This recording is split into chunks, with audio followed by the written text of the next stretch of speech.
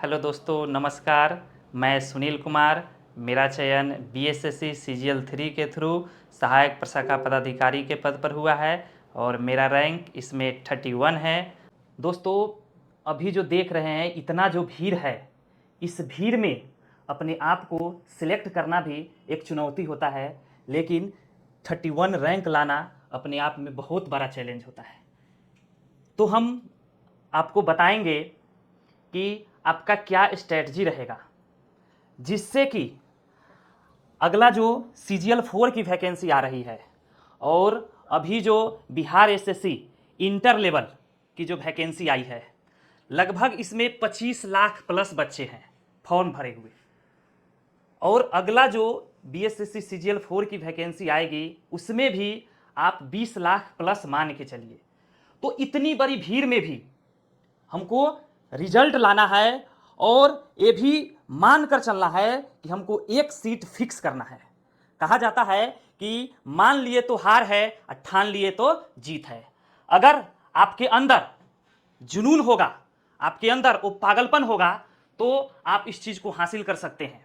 क्योंकि हम देख रहे हैं कि इंटर लेवल का जो अभी वैकेंसी आया, जिस टाइम में बच्चे खूब उत्सुक थे कि इस बार एक सीट लेकर ही रहेंगे, लेकिन जो जो आचार संहिता लगा, बच्चे जो है डीमोटिवेट होते जा रहे हैं कि कब प्री का एग्जाम होगा, उसके बाद कब मेंस होगा, लगता है इस साल नहीं होगा, क्या होगा, जिसके कारण क्या होता है, बच्चे का रिजल्ट नहीं हो पाता है। लेकिन रिजल्ट लाना है तो आपको यह नहीं देखना है कि अभी आचार संहिता लगा हुआ है, अभी सरकार जो है वैकेंसी के मूड में नहीं है। आपको दिमाग में सिर्फ यह उतारना है कि सीजीएल 4 की वैकेंसी आएगा और उसमें एक सीट हम फिक्स करेंगे। बिहार एसएससी इंटर लेवल का वैकेंसी है, उसमें एक सीट हम लेकर ही रहेंगे। आपके अंदर वो जुनून, वो पागलपन आना चाहिए, वो दिखना चाहिए, लगना चाहिए कि नहीं, कि नौकरी इस बार हम लेकर ही रहेंगे, चाहे हमको जो भी करना पड़े।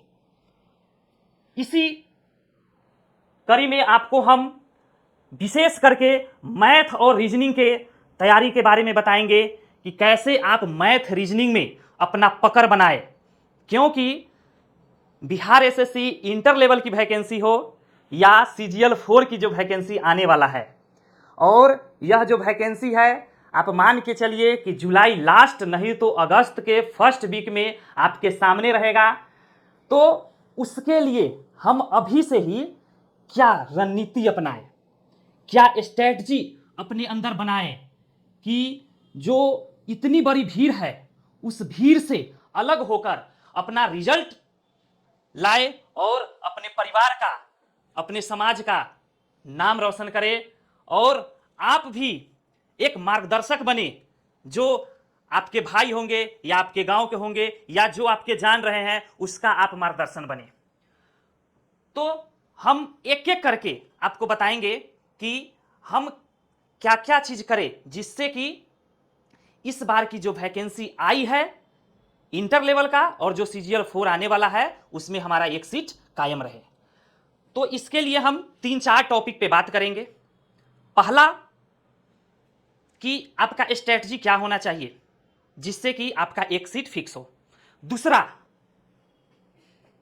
मेरा अनुभव इस फील्ड में क्या रहा है, हमने इस फील्ड में क्या अपना अनुभव बनाया है जिससे कि आप मेरा अनुभव को प्राप्त करके और अपना सिलेक्शन कायम कर सके, उसके बारे में हम बताएंगे।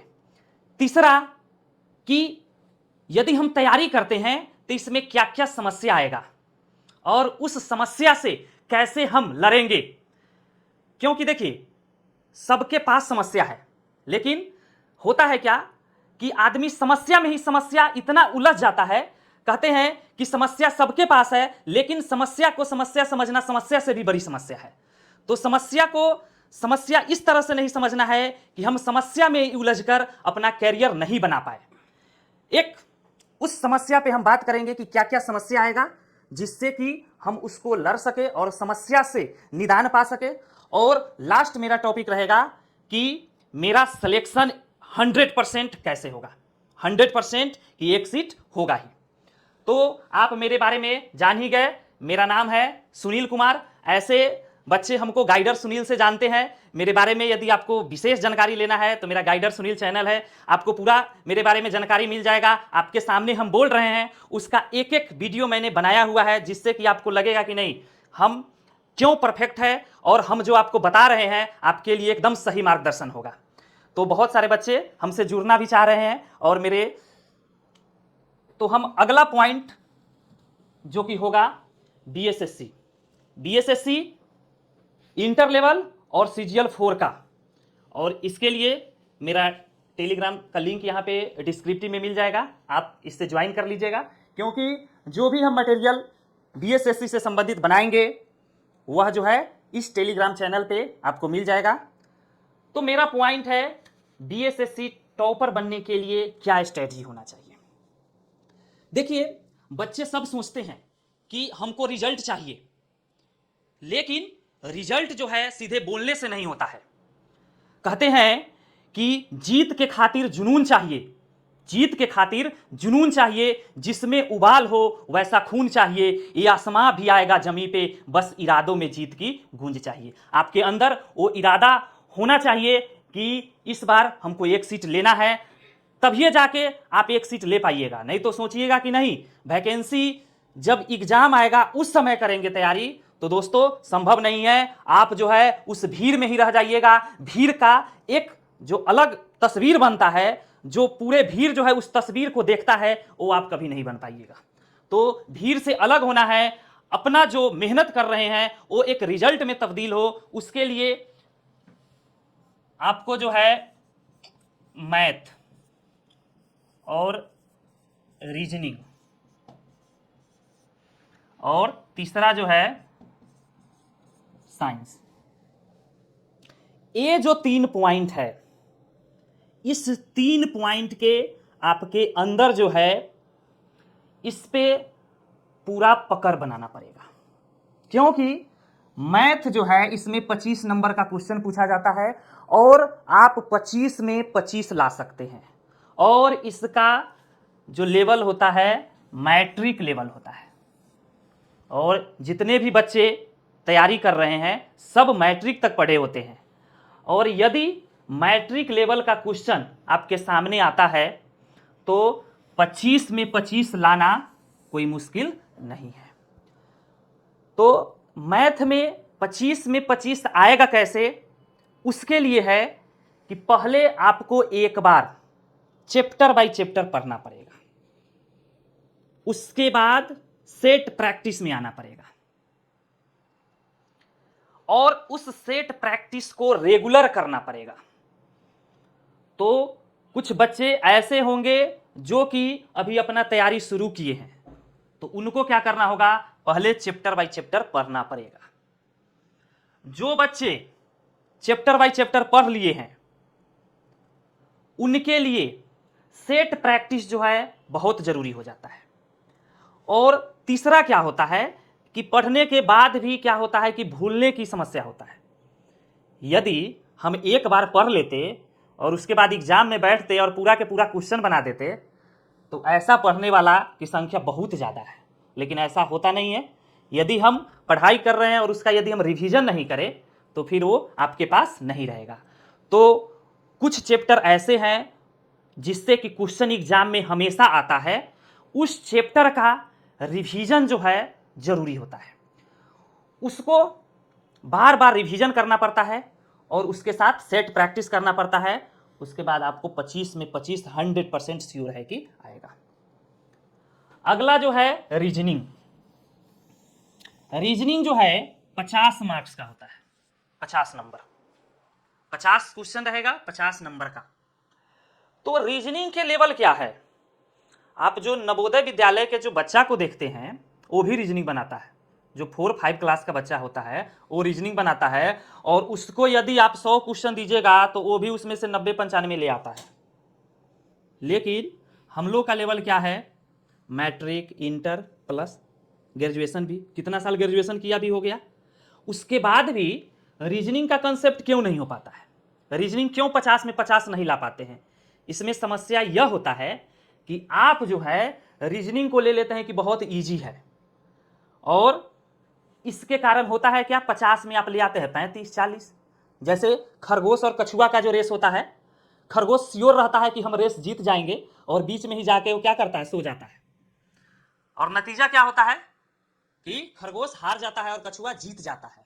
तो यही समस्या जो है रीजनिंग के साथ है। हम लोग समझते हैं कि रीजनिंग बहुत इजी है, इसको तो एक बार पढ़ लेंगे, एग्जाम के टाइम में 10 को सेट बना लेंगे, हो जाएगा। फंस जाता है यहीं पे मामला। और आप 50 में जो है 40 35 42 ले आते हैं, 50 में आप 45 प्लस नहीं कर पाते हैं।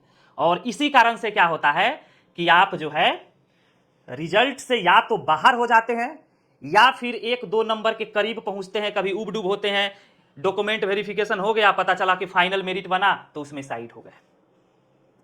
तो रणनीति ये होना चाहिए कि हमको फाइनल सिलेक्शन लेना है, ज्वाइन करना है। ये नहीं कि हम प्री निकाल लिए, मेंस निकाल लिए, डॉक्यूमेंट वेरिफिकेशन करा लिया, पता चला उसके बाद हम रिजल्ट ही नहीं ला पाए, ओह भागे खराब है, साला रिजल्ट तो आया था लेकिन फाइनल सिलेक्शन नहीं हुआ, सेटिंग हो गया, 10% सीट ये होता है, इसका रिजर्वेशन रहता है, 10% वो सीट खा जाता है। ऐसा कुछ नहीं है दोस्तों, आपके अंदर क्या है, वो भ्रम पला हुआ है। आप अपने आप को जो गलती कर रहे हैं, उस गलती को आप अपने ऊपर नहीं लेके दूसरे के ऊपर ब्लेम कर देते हैं, और यही समस्या है जिसके कारण जो है आपका रिजल्ट नहीं बन रहा है। हम आपको बताएंगे कि मेरा अनुभव जो है नौकरी करने का क्या है और पढ़ाने का क्या रहा है। क्योंकि यदि हम मैथ और रीजनिंग का, मैथ में 25 में 25 और रीजनिंग में 50 का 50 यदि आपको हम बता रहे हैं कि ला सकते हैं, क्यों ला सकते हैं, क्योंकि इस चीज को मैंने किया है और आपके सामने है। आप देखे हैं पीछे कि मेरा रैंक कितना था, 31। अभी जो मेरा जॉब है असिस्टेंट सेक्शन ऑफिसर, सहायक प्रशाखा पदाधिकारी, जिसमें रैंक है 31, और उस टाइम में लगभग 12-13 लाख बच्चे फॉर्म भरे थे। तो 12-13 लाख में 31 रैंक लाना अपने आप में चैलेंज है। और यह जो मेरा जॉब है, यह मेरा पहला जॉब नहीं है, ये मेरा 8वां जॉब है। आपको आश्चर्य होता होगा, लेकिन ये आश्चर्य नहीं है, इस चीज को मैंने किया है। इस चीज को यदि आपको देखना होगा तो मेरे चैनल पे जाके देखिएगा, गाइडर सुनील से हम बनाए हुए हैं, उसमें बहुत सारे वीडियो छोटा छोटा जो कि हम अपने जॉब के दौरान बनाए थे, नौकरी करते हुए छोटा छोटा वीडियो बना के उस पर डाले हुए हैं। आपको उसके बाद यकीन आ जाएगा कि कैसे मैंने 8 जॉब लिए। और तीसरा जो पॉइंट है साइंस, क्योंकि यह कंसेप्चुअल है। यदि आपका साइंस में कंसेप्ट क्लियर है तो फिर आपको जो 25 नंबर का क्वेश्चन बिहार एसएससी में पूछा जाता है तो आप 20 प्लस जरूर कर सकते हैं यदि कंसेप्ट क्लियर है तो। क्योंकि क्वेश्चन जो है हमेशा इधर से उधर होते जा रहा है, वैकेंसी बहुत कम है पहले के तुलना में, लेकिन स्टूडेंट की संख्या बहुत ज़्यादा है। पहले जो कहते थे ना, एक अनार 100 बीमार, अभी जो है एक अनार लाखों बीमार। तो इस भीड़ में आपका कंसेप्ट ही जो है आपको सफलता तक ले जाएगा। आप सोचिएगा कि सीधे हम रट्टा मार दे और रिजल्ट ले आए, ऐसा संभव नहीं है। हाँ दोस्तों, कुछ तो रटना पड़ेगा, लेकिन उसके साथ कंसेप्ट भी जरूरी है। तो रीजनिंग में हम लोगों का कंसेप्ट यह होना चाहिए कि इसमें भी आपको पहले चैप्टर वाइज पढ़ना पड़ेगा, और जो चैप्टर वाइज पढ़ लिए हैं उसको फिर सेट प्रैक्टिस करना पड़ेगा। जितना ज़्यादा से ज़्यादा आप सेट प्रैक्टिस कर ले, और उसके बाद आप सेट प्रैक्टिस करने लगेंगे तो आपको पता चलेगा कि हाँ किस टॉपिक से ज़्यादा क्वेश्चन आ रहा है, जो कि हमें इस चीज़ का अनुभव है।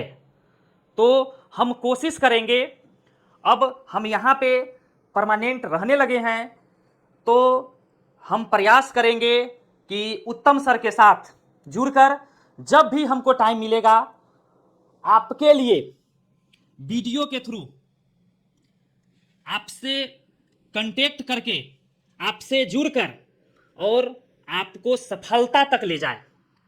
जैसे दोस्तों हम लोग ट्रेन में सब आदमी सफर करते हैं, देखते होइएगा, यदि आप ट्रेन आया है और आप ट्रेन के पास गेट पे खड़े रहे, जो भीड़ होगा आपको सीधे धक्का मार के अंदर कर देगा। यदि आप ट्रेन से उतर रहे हैं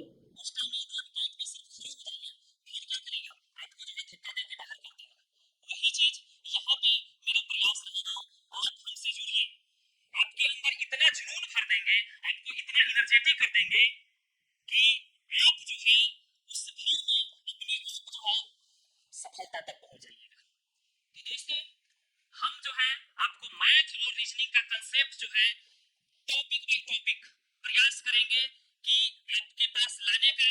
जो भी इंपोर्टेंट टॉपिक है, जैसे अभी इंटर लेवल का वैकेंसी आया हुआ है, तो इंटर लेवल के लिए क्या क्या टॉपिक से क्वेश्चन आएगा, फिर उसके बाद जो है जुलाई लास्ट नहीं तो अगस्त फर्स्ट वीक में सीजीएल 4 की वैकेंसी आने वाला है, तो उसमें मैथ और रीजनिंग का आपके सफलता में कितना योगदान रहेगा उसका एक एक करके आपको हम बताएंगे। और आपके सफलता में जरूर है दोस्तों, आपके कामयाबी में मेरा अहम योगदान हो सकता है यदि आप जुड़िएगा तो हम आपको बता रहे थे कि मैंने 8 जॉब किया है। तो 8 जॉब मैंने कैसे हासिल किया, मेरा अनुभव जो है 8 जॉब करने का कैसे हुआ। दोस्तों नौकरी हमने 8 कैसे लिया, मेरा टर्निंग पॉइंट क्या था, हमको क्या वह समस्या आया और हम कैसे इतने सारे नौकरी ले पाए। क्योंकि कहते हैं ना कि भगवान मिल सकता है लेकिन नौकरी नहीं मिल सकता है, लेकिन मैंने 8 नौकरी लिया। तो मेरा अनुभव कैसे 8 नौकरी लेने का रहा, तो इसमें देखिए मैंने जो है पहले 1/1/2016 से मार्च 2020 तक हम जो है मैथ और रीजनिंग का कोचिंग पढ़ाते थे। और मेरा पूरा अंदर से यह था कि नहीं, हम जो है मैथ और रीजनिंग पढ़ाएंगे, और बच्चे से हमको इतना लगाव था और हमको अंदर से पढ़ाने के प्रति इतना इच्छा रहता है कि हम जो है जब 1/1/2016 को शुरू किए, उसके बाद मार्च 2020, आपको मार्च 2020 लगता होगा कि छोड़ क्यों दिए, तो इस चीज़ से सब आदमी अवगत है कि मार्च 2020 में इस तरह का त्रासदी आया था कि आदमी जो है समझ रहा था कि कैसे होगा, हम अपने जीवन यापन कैसे कर पाएंगे। जो नौकरी वाले थे उनका क्या था कि महीना के अंत में पेमेंट आ जाता था, हम लोग पूरी तरह से बेरोजगार हो गए कि नहीं अब क्या करें। तो लगा कि नहीं भाई कुछ तो करना पड़ेगा, बिना पैसा का तो जिंदगी कटेगा नहीं। तो हमने सोचा कि नहीं हम जो है नौकरी करेंगे। और उस टाइम में लगभग सभी लोगों के अंदर इस चीज का अनुभव हुआ होगा कि लॉकडाउन जो है कोविड-19 लोगों को कैसे तोड़ दिया। कहते हैं ना कि समस्या प्रत्येक के जिंदगी में है, समस्या जो हर एक के जिंदगी में है, लेकिन कोई जो है समस्या में आके बिखर जाता है। हमने क्या किए, समस्या को समस्या नहीं समझे, समस्या में क्या किए कि अपना रिकॉर्ड तोड़ने का काम किए। और इस कोविड महामारी के बाद एक के बाद एक, एक के बाद एक, एक के बाद एक करके मैंने 8वां नौकरी, अभी असिस्टेंट सेक्शन ऑफिसर तक पहुंचे। उसमें मेरा पहला था टीचर, हमने पहला जो है टीचर ज्वाइन किए थे, सरकारी टीचर जो हमने ज्वाइन किए थे। उसके बाद दूसरा पॉइंट क्या था, दूसरा में हम राजस्व कर्मचारी,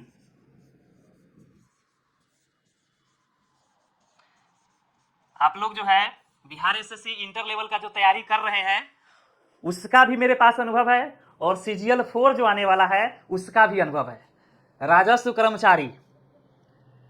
कर्मचारी का जो पोस्ट होता है आप लोग जानते भी है कितना अच्छा भी होता है, लेकिन उसको भी हम रिजाइन कर दिए।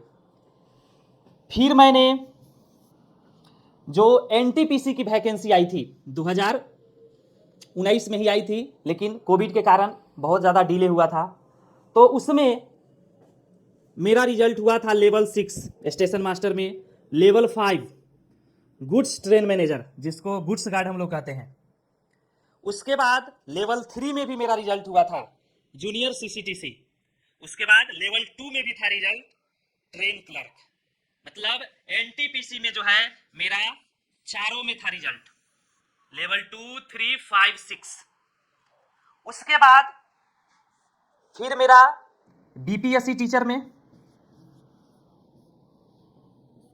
रिजल्ट हुआ और ज्वाइन भी किए, और अभी जो है मेरा ये हो गया लास्ट असिस्टेंट सेक्शन ऑफिसर।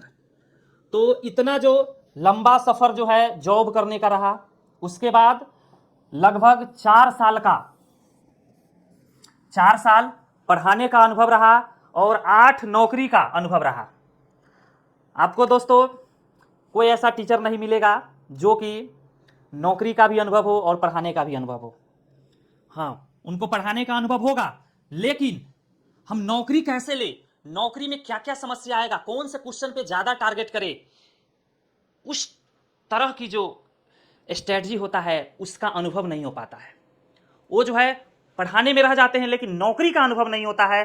दोस्तों हम जो है आपके साथ पढ़ाने का भी अनुभव और नौकरी का भी अनुभव दोनों मल्टीमीडिया कहा जाता है ना, मल्टी वर्जन आपको हम प्रस्तुत करेंगे और श्योर आपकी सफलता जो है श्योर रहेगा।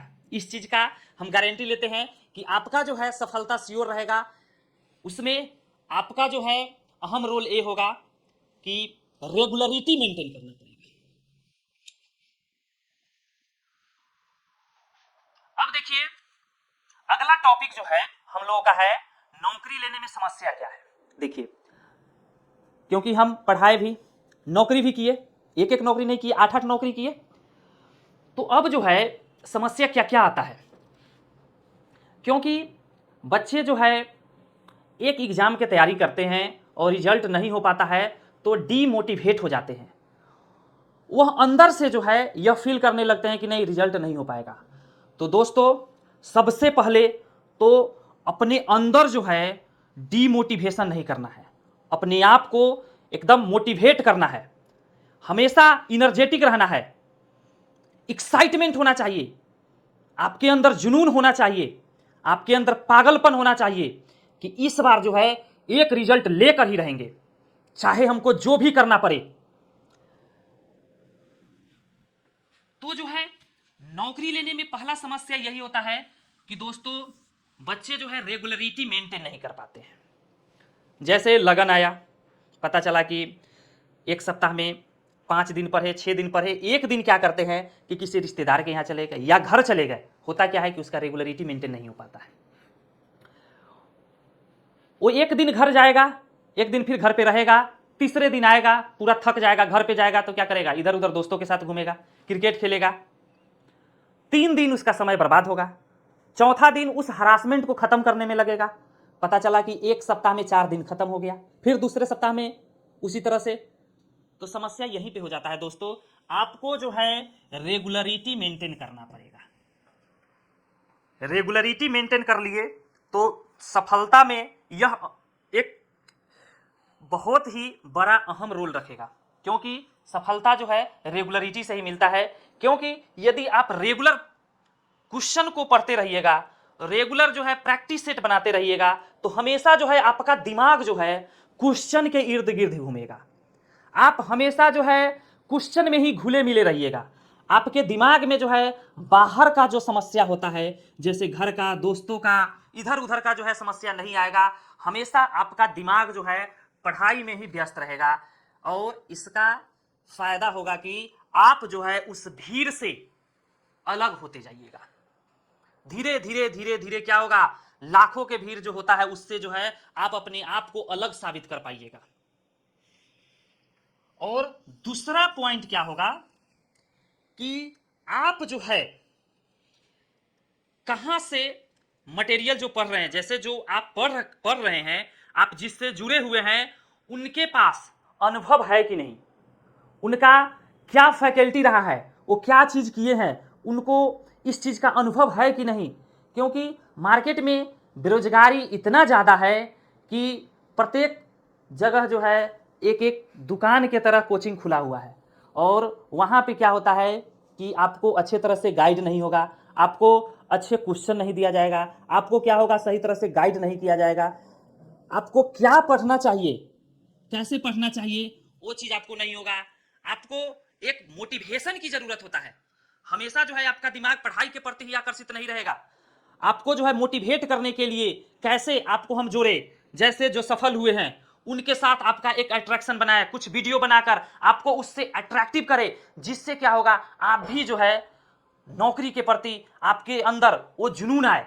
जब तक आपके खून में जुनून नहीं आएगा तब तक दोस्तों आप नौकरी नहीं ले पाइएगा, क्योंकि इतना सारा जो भीड़ है उस भीड़ से अलग होना है तो आपके अंदर उस तरह का एनर्जी होना चाहिए जिससे कि आप जो है अपने आप को निखार सके। तो दोस्तों जो है रेगुलरिटी और सही गाइडेंस, यह जो है नौकरी लेने में सबसे बड़ी समस्या बन जाता है। तो यहाँ पे आपको हम रेगुलरिटी मेंटेन भी करवाएंगे और सही गाइडेंस भी देंगे, और तीसरा जो है आपको डीमोटिवेट नहीं होने देंगे, आपको हमेशा जो है ताजा करके रखने का प्रयास करेंगे जिससे कि आपकी सफलता जो है 100% श्योर हो सके। अगला पॉइंट पे हम लोग बात करेंगे बेस्ट स्ट्रेटजी क्या होगा। बेस्ट स्ट्रेटजी में होगा कि आप जो है रेगुलर क्लास जो है मेंटेन करें।